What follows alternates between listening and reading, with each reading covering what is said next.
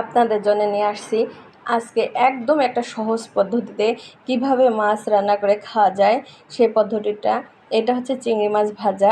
আপনারা এইভাবে খেয়ে দেখুন, অনেক অনেক মজা। আসসালামু আলাইকুম। আজ আপনাদের দেখাবো চিংড়ি মাছ ভাজা। আমি এইখানে অনেকগুলো চিংড়ি মাছ নিয়েছি। চিংড়ি মাছ ভাজার জন্য লাগবে হলো পেঁয়াজ।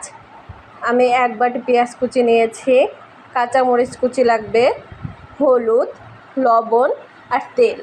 বেশি কিছু লাগবে না, সামান্য অল্প জিনিস দিয়ে আমি আজ চিংড়ি মাছ ভাজা দেখাবো কিভাবে খুবই সহজে, একদম সহজে আপনারা চিংড়ি মাছ ভেজে খেতে পারেন সেই রেসিপিটা। আমি চিংড়ি মাছে প্রথমে লবণ আর হলুদ, লবণ আর হলুদ ভালো করে মেখে নেব। একটা প্যান গরম করে নিয়েছি, এখন দিয়ে দেব তেল। তেলটা আমি গরম করে নিয়েছি।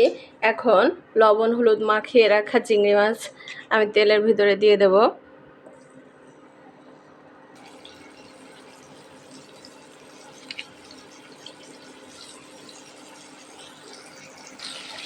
আমি সবগুলো চিংড়ি মাছ দিয়ে দিয়েছি। এখন চিংড়ি মাছগুলোকে আমি একটু কড়া করে ভেজে নেব।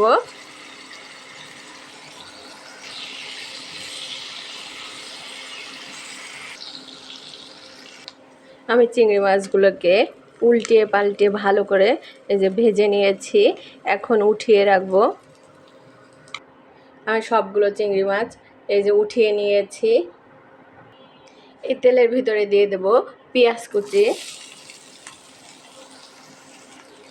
দিয়ে দেব কাঁচামরিচ কুচি, পেঁয়াজ কুচি আর কাঁচামরিচ। আমি এগুলোকে ভেজে নেব এই তেলের ভিতরেই।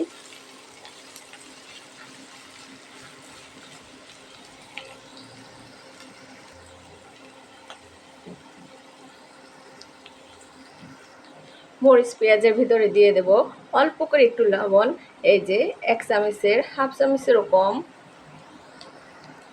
এখন দিয়ে দেব অল্প করে একটু হলুদ,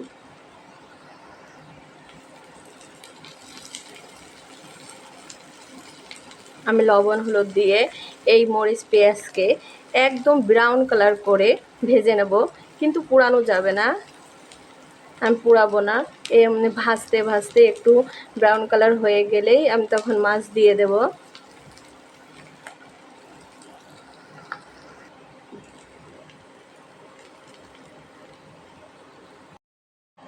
দেখুন মরিচ পেঁয়াজগুলো আমার ভাজা হয়ে গেছে, ব্রাউন কালার হয়ে গিয়েছে। এখন আমি দিয়ে দেব চিংড়ি মাছ, ভেজে রাখা চিংড়ি মাছ।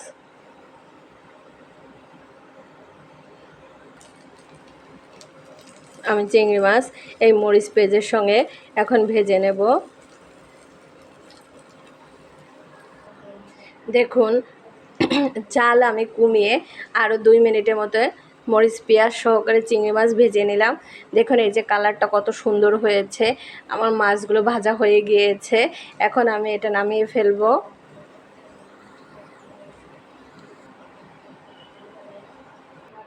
হয়ে গিয়েছে আমার চিংড়ি মাছ ভাজা। দেখুন খুবই সহজে এইভাবে ভাজা যায় চিংড়ি মাছ। আপনারা এভাবে খান গরম ভাতের সঙ্গে, আর যদি সঙ্গে আলু ভর্তা হয় তাহলে তো কথাই নাই। এভাবে করে খেয়ে দেখুন, অনেক মজা। সবচেয়ে থেকে সহজ পদ্ধতিতে এভাবে মাছ রান্না করে আপনারা খেয়ে দেখুন, অনেক টেস্টি। আজকের মতো আমার ভিডিওটা শেষ।